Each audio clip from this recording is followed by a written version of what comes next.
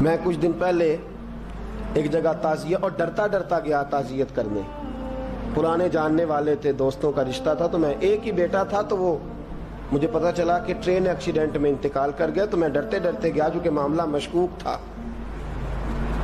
اور جب میں تعزیت کے لیے اندر پہنچا تو ہمارے جو انکل تھے, جن کا میرے دوست تھے, وہ ان کے کچھ عزیز کہنے لگا کہ حضرت جی آپ کے ساتھ والے باہر جا سکتے ہیں؟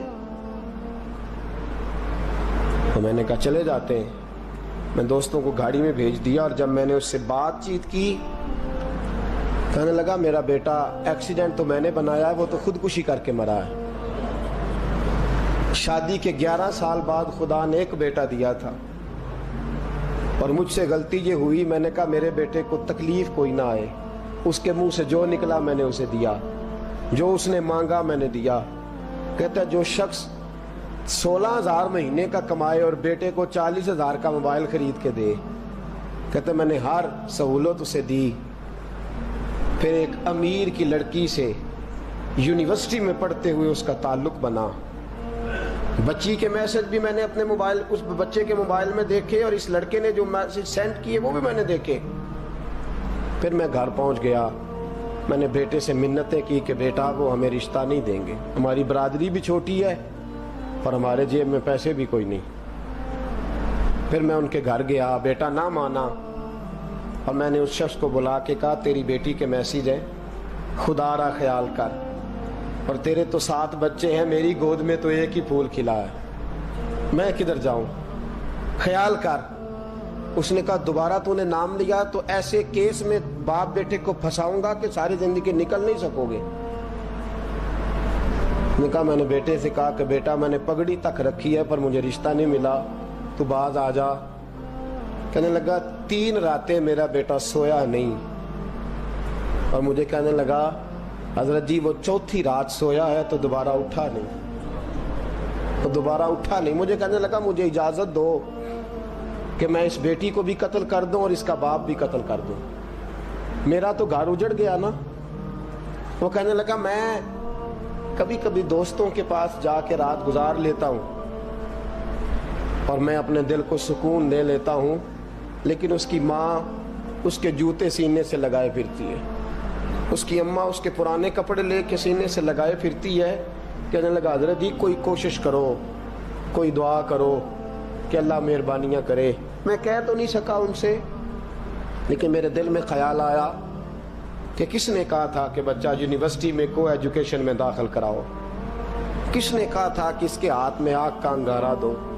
میرے دوست, آپ تیز آنچ تیز آگ جلا کے اس کے قریب مکھن رکھو, اور پھر مکھن سے کہو کہ ڈلنا نہ, پھر مکھن سے کہو کہ پگھلنا نہ.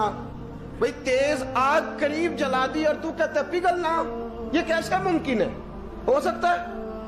بولیے نا, ہو سکتا ہے؟ لڑکا اور لڑکی کٹھے کالج میں پڑھیں, ایک کمرے میں رہیں, ایک چھت کے نیچے رہیں, ایک دوسرے کو دیکھیں, نام جانیں, فون نمبر پاس ہو, اور پھر کہنا کہ تم عشق کا چکر نہ لڑانا, کیسے ممکن ہے؟ اور بڑے سیانے بندے کہتے ہیں حضرت صاحب اعتماد ہونا چاہیے اولاد پہ. میرے نبی پاک کو اپنی بیویوں پہ اعتماد نہیں؟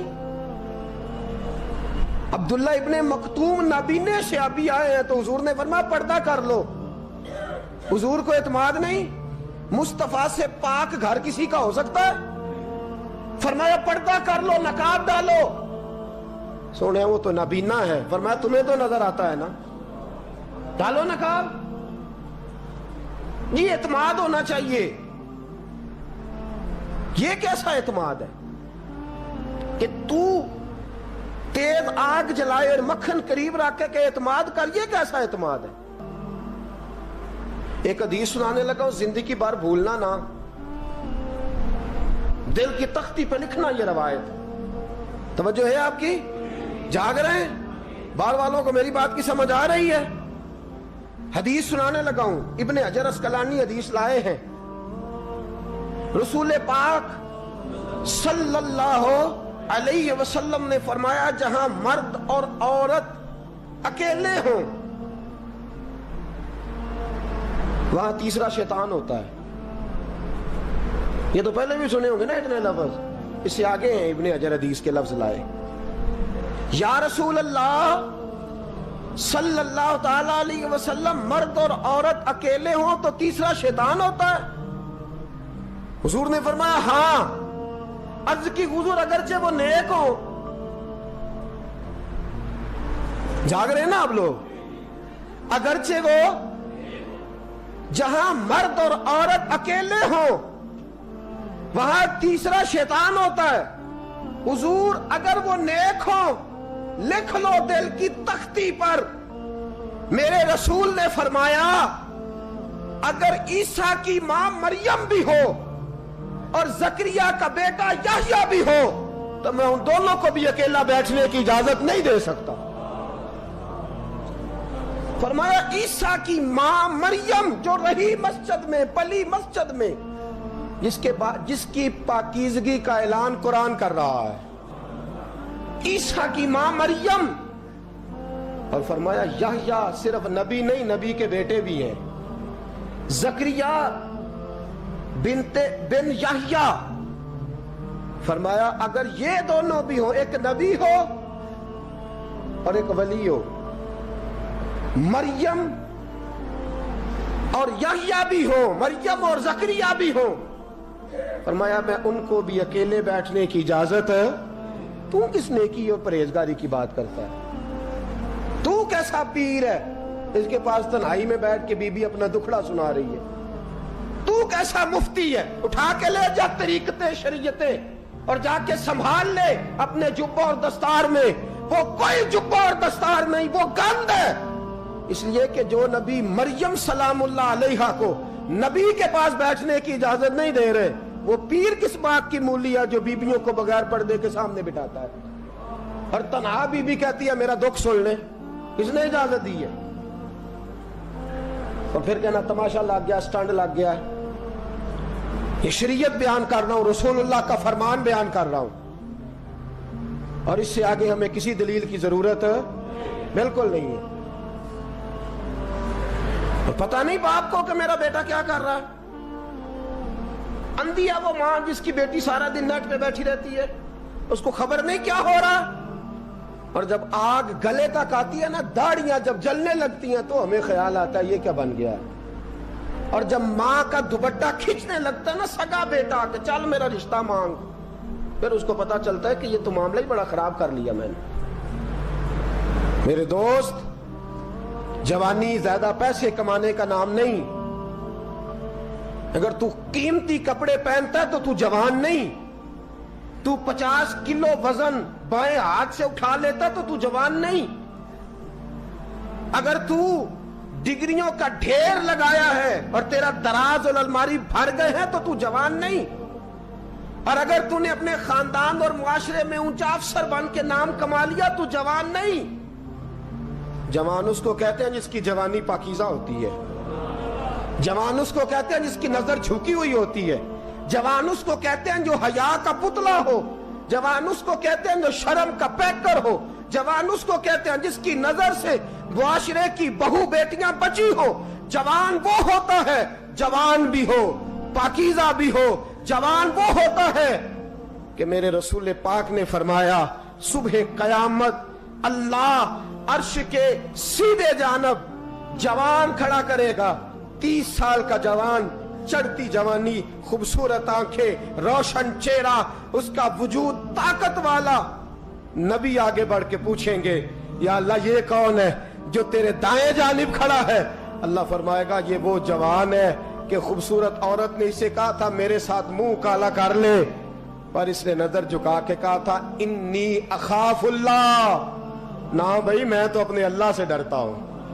فرمایا یہ پاک جوانی والا ہے، یہ حاجی نہیں، نمازی نہیں، یہ ولی نہیں، یہ صوفی نہیں، یہ وہ نہیں جو غوث زماں ہو، قطب دورہ ہو، پیر طریقت نہیں، مفتی وقت نہیں. یہ خالی جوان ہے پر پاک جوانی لے کے آیا ہے. یہ خالی جوان ہے پر پاکیزہ جوانی لے کے آیا. یہ خالی جوان ہے پر اس کی نظروں میں حیا بڑی ہے. یہ پاک، یہ کیا تماشا لگ گیا عشق کا چکر. اور آج جتنی مصیبتیں کھڑی ہوئی ہیں اس عشق مجازی کے روگ نے کھڑی کر دی ہیں ہر جوان. ہمارا ایک بچہ تھوڑے دن پہلے اس علاقے کا محمد طیب نام کا شہید ہو گیا. وہ ایک کونے میں رہنے والا, ایک محلے میں ایک چھوٹے سے کونے میں رہنے والا بچہ تھا نا. میرے ساتھ دوست موجود ہیں. صبح سے لے کر ساری رات میں افسوس کرتا رہا میں جنازے میں کیوں نہیں گیا, میں جنازے میں کیوں نہیں گیا. وہ بچہ پاک فوج کا وہ شہادت اختیار کر گیا تو فخر سے سر بلند کر گیا اپنا. لیکن جو بی بی کے لیے ساری رات روتے رہتے ہیں وہ شہید ہو سکیں گے؟ جو ساری رات ٹھنڈ میں کھڑے ہو کے عورت کے ساتھ گفتگو کرتے رہتے ہیں اور جو سارا دن دل میں گند رکھتے ہیں بی بی کے لیے, ان کے ہاتھ میں تلوار آئے گی؟ یہ بہو بیٹیوں کی عزتیں بچا سکیں گے؟ عافیہ صدیقیہ جیلوں میں جل گئی امریکہ کی, اور وہ جب بھی خط لکھتی تھی کہتی تھی کوئی محمد بن قاسم نہیں بچا, وہ کہتی تھی کوئی شہاب الدین غوری نہیں بچا. اور وہ جب بھی, اب تو خیر اس کا ذہنی توازن ہی کام کرنا چھوڑ گیا, وہ بی بی جب بھی خط لکھتی تھی نا اہل پاکستان کو تو کہتی تھی پاکستان والوں بتاؤ کیا تمہارے اندر کوئی بھی خالد بن ولید کا ماننے والا نہیں؟ کیا کوئی نہیں تمہارے اندر جو علی کے نام کا نعرہ لگانے والا ہو؟ کوئی نہیں بچا جو فاروق اعظم کی سیرت کو فالو کرنے والا ہو. کوئی لاؤ جس کے ہاتھ میں تلوار ہو اور مجھے سمجھ آئے کہ یہ وہ ہے جو حسن اور حسین کا نام لینے والا ہے. کوئی نہیں بچا. اس لیے کہ گندگی دماغ میں, گندگی دل میں, گندگی روح میں تو اس کام کے لیے آیا تھا.